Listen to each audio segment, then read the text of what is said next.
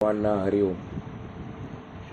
सारिखे पूर्ण वैराग्य जाचे, वसिष्ठा परी ज्ञान योगेश्वराचे.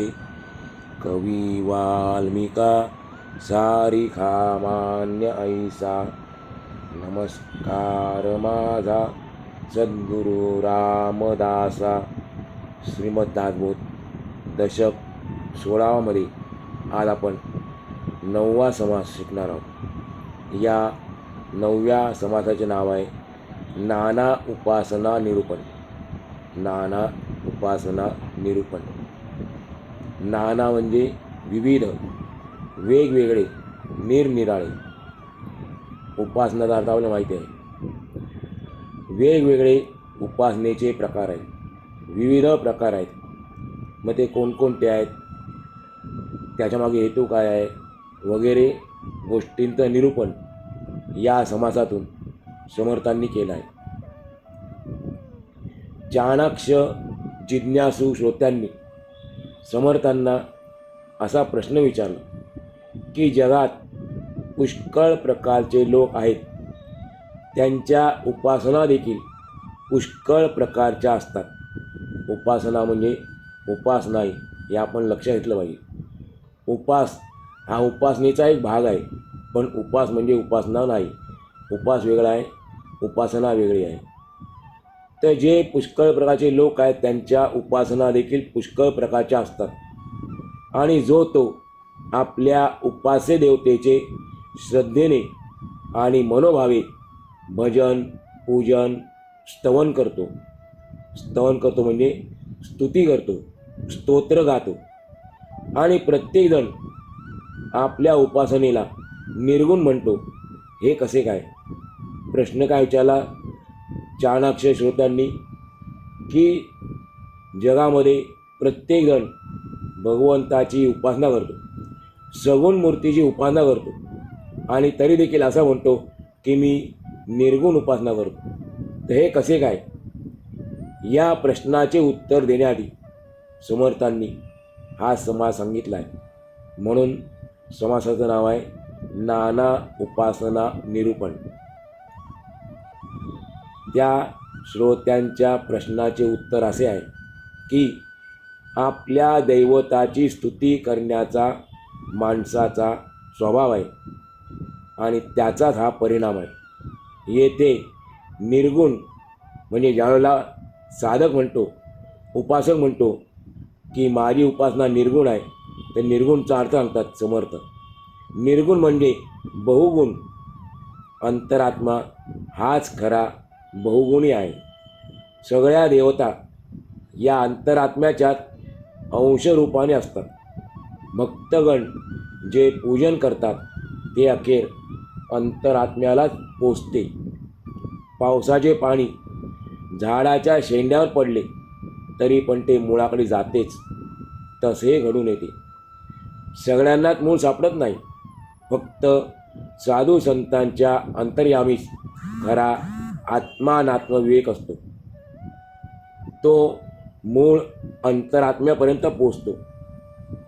जे चंचलपणे बदलते त्याला सगुण म्हणतात, आणि जे निश्चल आहे म्हणजे त्यात कधी विकार होत नाही, कधी बदल होत नाही, ते गुणातीत असलेले, गुणांच्या पलीकडे असलेले ते निर्गुण आहे.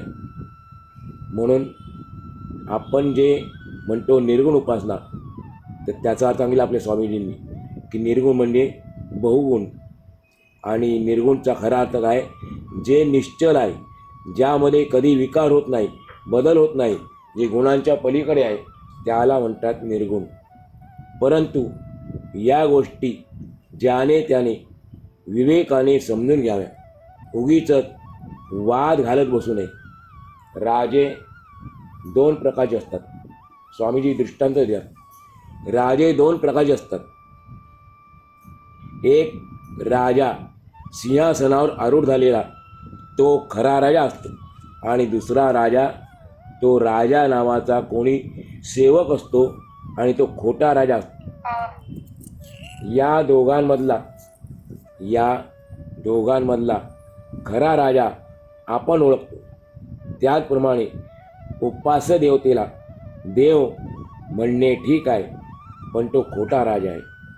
आपण ज्या देवतेची उपासना करतो, जिला आपण उपास्य देवता म्हणतो, त्याला देव म्हणतो उपास्य देवतेला, ते म्हणणं ठीक आहे, पण तो खोटा राज आहे वरील दृष्टांताप्रमाणे. कारण सर्व दृश्य विरल्यानंतर, सर्व दृश्याचे निरसन झाल्यानंतर, सर्व दृश्याचा विनाश झाल्यानंतर जे शिल्लक उरते ते खरे निर्गुण आहे आणि बाकीचे सर्व मायेमध्ये येते. जगात चंचल निश्चलाची सरमिसळ आहे. चंचलही आहे आणि निश्चलही आहे. सगुण आणि निर्गुण एकत्र कालवलेले आहे. त्याचा नीट विचार केल्याशिवाय सगुण कोणते आणि निर्गुण कोणते ते आपल्याला कळत नाही, कळणारही नाही. आणि म्हणून समर्थ सांगतात की साधकाने अतिसूक्ष्म विचार करावा आणि खरे व खोटे, भ्रष्ट हे अंतर्निष्ठ होऊन नीट समजून घ्यावे. साधकाने काय करायचं? सूक्ष्म विचार करून खरे, खोटे आणि भ्रष्ट हे अंतर्निष्ठ होऊन समजून घ्यावे. स्वामीजी म्हणतात, जगामध्ये पुष्कळ लोक उपासना करतात. ती उपासना सगुणाची असते, तरी प्रत्येक उपासक म्हणतो आपली उपासना निर्गुण आहे. हे कसे? तर अशा अनेक प्रकारच्या लोकांच्या उपासनासुद्धा अनेक आहेत, नानाविध आहेत. ठिकठिकाणी लोक मोठ्या श्रद्धेने भगवंताचे भजन पूजन करीतच असतात. भगवंताची स्तोत्रे गातात, कारण त्यांना आपल्या देवतेची स्तुती करावी हा त्यांचा स्वभावच आहे. म्हणून असे घडते. लोक निर्गुणाची उपासना करतो असे म्हणतात, पण निर्गुण म्हणजे तरी काय? निर्गुण म्हणजे बहुगुण किंवा पुष्कळ गुण. बहुगुणचा अर्थ आहे पुष्कळ गुण. अंतरात्म्याच्या ठिकाणी पुष्कळ गुण आहेत. साऱ्या उपास्य देवता या निश्चितपणे अंतरात्म्याचाच अंश आहेत. याचा प्रत्यक्ष अनुभव घेऊन पाहिले पाहिजे. प्रत्येकाच्या अंतर्यामी अंतरात्म्याचे वसतिस्थान आहे. म्हणून सर्व लोकांना जे मान्य होते ते एका अंतरावर पोचते. सर्वांना जे मान्य होते ते एका अंतरात्म्यापर्यंत पोचते, कारण सर्वांच्या आतमध्ये तो एकच अंतरात्मा वास करतो. म्हणजे सर्वांना जे मान्य होते ते आपल्या अंतर पोचल्या कारणाने सर्व मान्य झालेले आहे.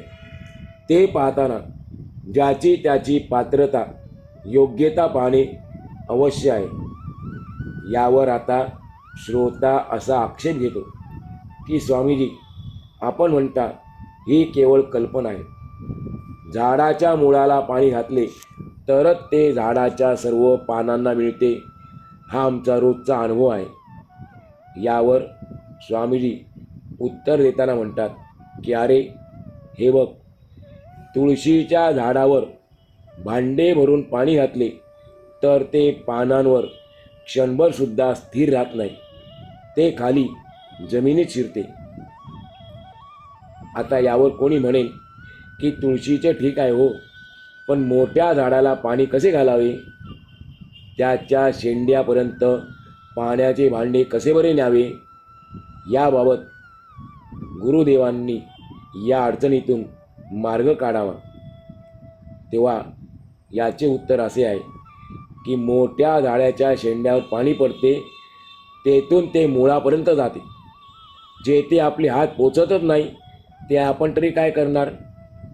मूळ सापडावे इतके पुण्य सगळ्यांच्या जवळ नसते. पण जो साधू पुरुष असतो त्याचे मन मात्र विवेकाने मुळापर्यंत जाते, मुळापर्यंत पोचू शकते. मुळापर्यंत म्हणजे अंतरात्म्यापर्यंत पोचू शकते, बाकी ज्यांचे नाही. मग कोणाचे पोचते?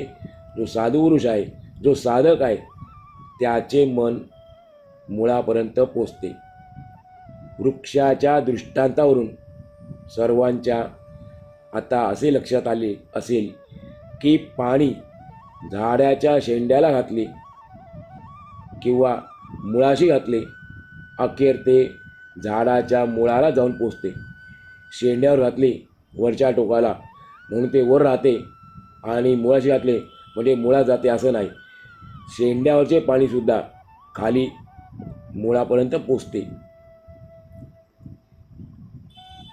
म्हणून येथे काहीच अडचण नाही. ही गोष्ट आपल्याला समजायला काहीच अडचण नाही. उपास्य देवतेची उपासना करणे म्हणजे झाडाच्या शेंड्याला पाणी घालण्यासारखे आहे आणि थेट अंतरात्म्याची उपासना करणे म्हणजे मुळाला पाणी घालण्यासारखे आहे. फरक काय? उपास्य देवतेची उपासना करणे आणि अंतरात्म्याची उपासना करणे यामधला फरक अतिशय सोप्या शब्दात आपल्याला समर्थांनी इथे समजून सांगितलेला आहे.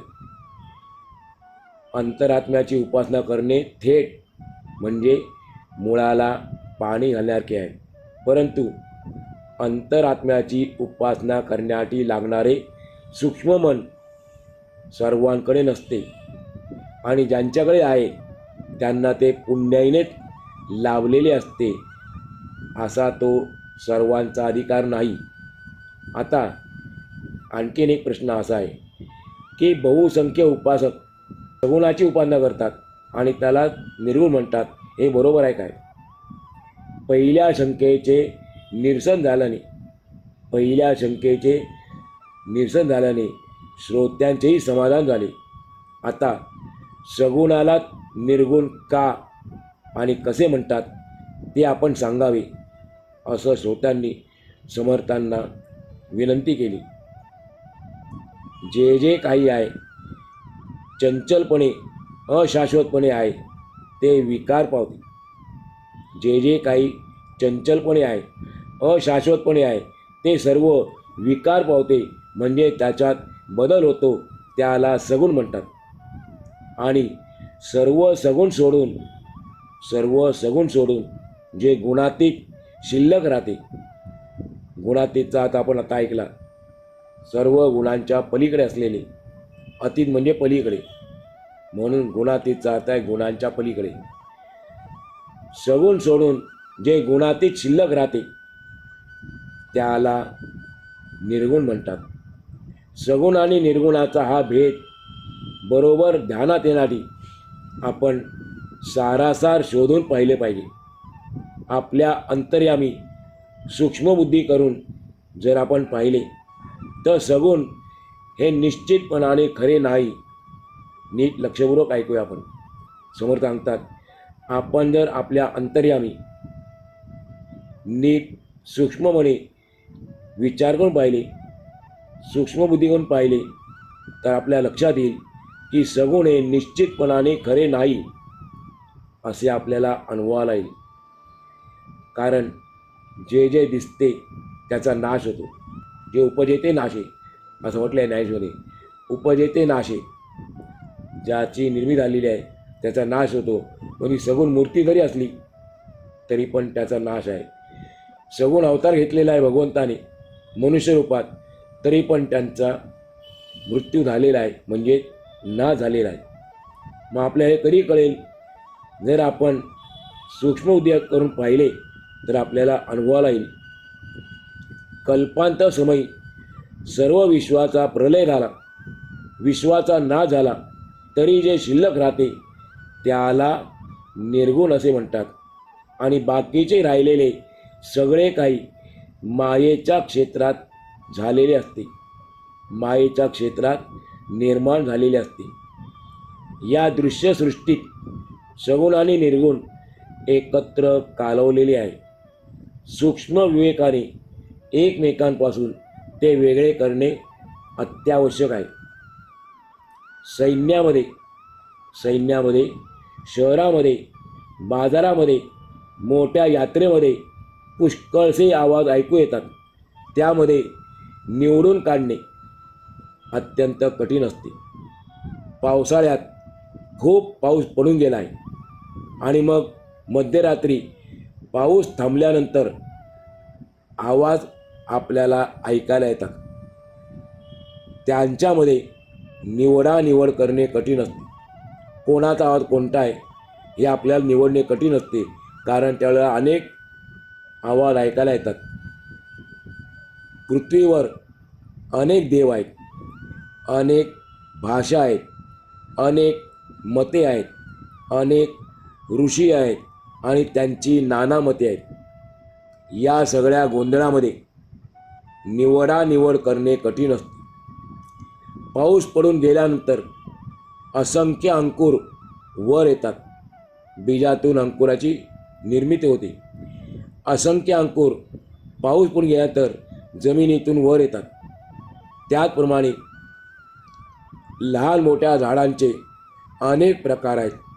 त्यामध्ये सुद्धा निवडानिवड करणे कठीण असते. पक्षी, जनावरे, मासे यांच्या शरीराच्या नाना तऱ्हा, नाना प्रकार आहेत. तसेच त्यांचे रंग देखील नाना प्रकारचे असतात.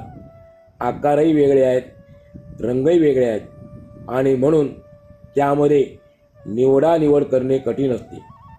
हे दृश्यविश्व कसे नाना आकाराने भरलेले आहे आपण पाहतो, रोज अनुभवतो.